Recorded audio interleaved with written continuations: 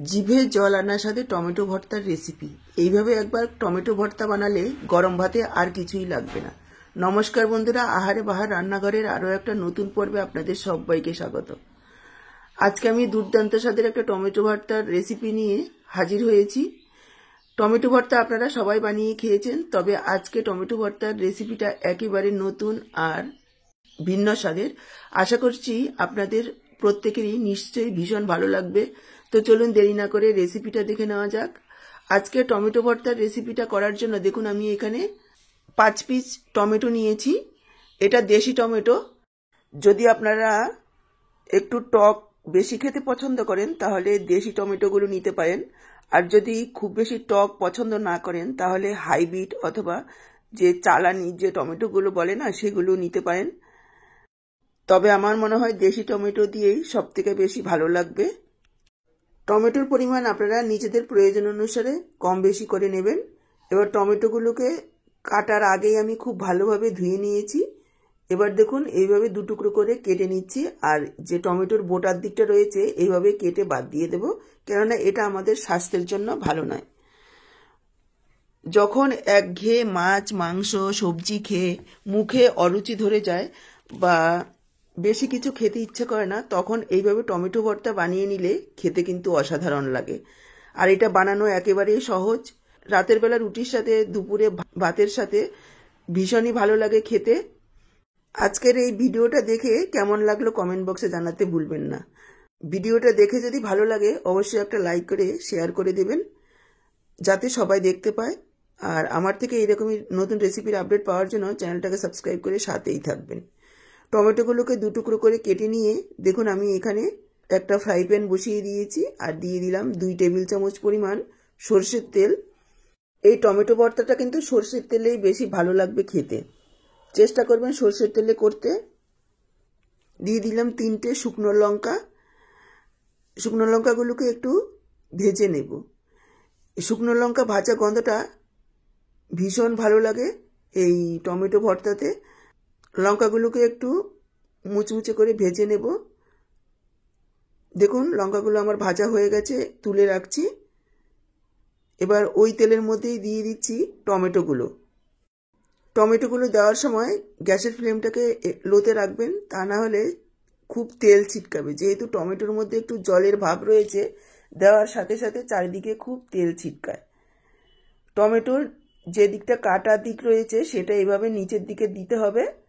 গ্যাসের ফ্লেমটাকে মিডিয়াম হাইতে রেখে প্রায় 3-4 মিনিট টমেটোগুলোকে ভেজে নিতে হবে। সাথে দিয়ে দিচ্ছি গোটা রসুনের কোয়া।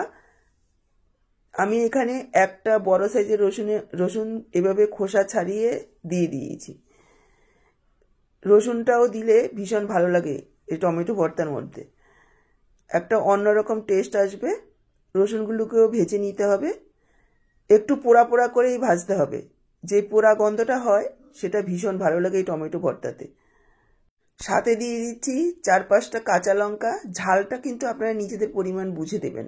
আর এখানে কাঁচা লঙ্কাগুলো দেওয়ার সময় অবশ্যই একটু মাথার দিকটায় কেটে দেবেন, না হলে একটু চিড়ে দেবেন, না হলে কিন্তু ফাটবে।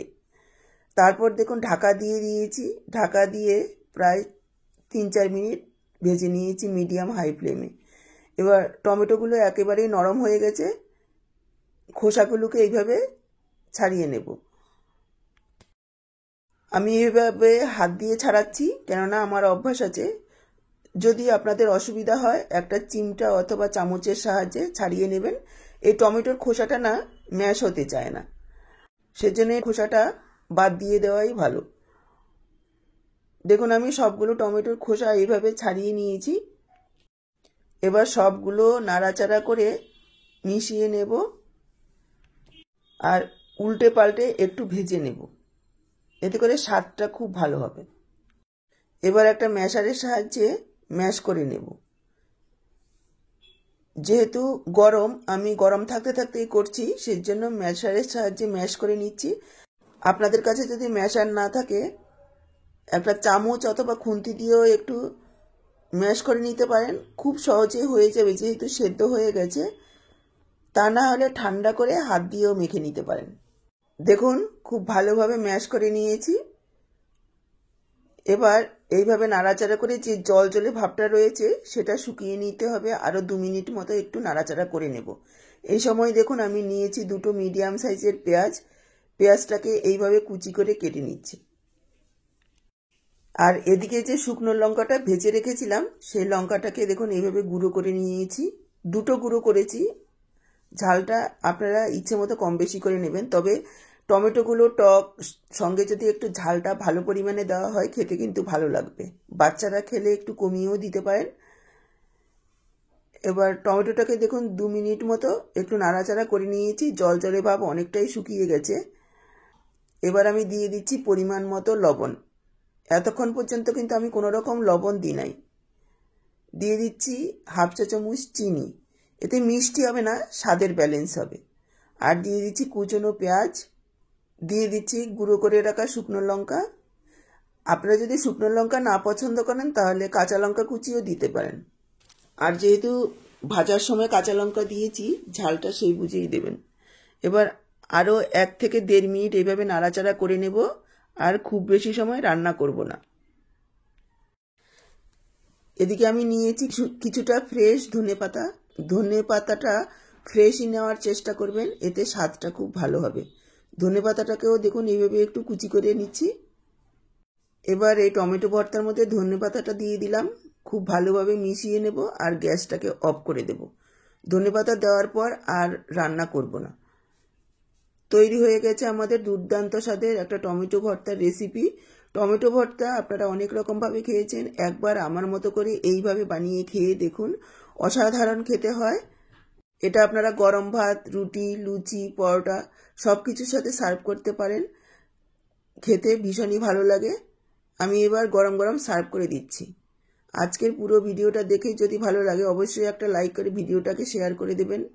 আমার থেকে এইরকমই নতুন রেসিপির আপডেট পাওয়ার জন্য চ্যানেলটাকে সাবস্ক্রাইব করে সাথেই থাকবেন। বেল বাটনটা অল করে দিলে আমার দেওয়া যে কোনো রেসিপির আপডেট সবার আগে আপনাদের কাছে পৌঁছে যাবে। ফেসবুক থেকে ভিডিওটা দেখে থাকলে আহারে বাহার রান্নাঘর পেজটাকে ফলো করার অনুরোধ রইল। আজকে এই পর্যন্ত, আবার দেখা হবে নতুন কোনো রেসিপির সাথে। সবাই ভালো থাকুন, সুস্থ থাকুন। আপনাদের সবার সুস্থতা কামনা করে এখানেই শেষ করছি। সবাইকে অসংখ্য ধন্যবাদ।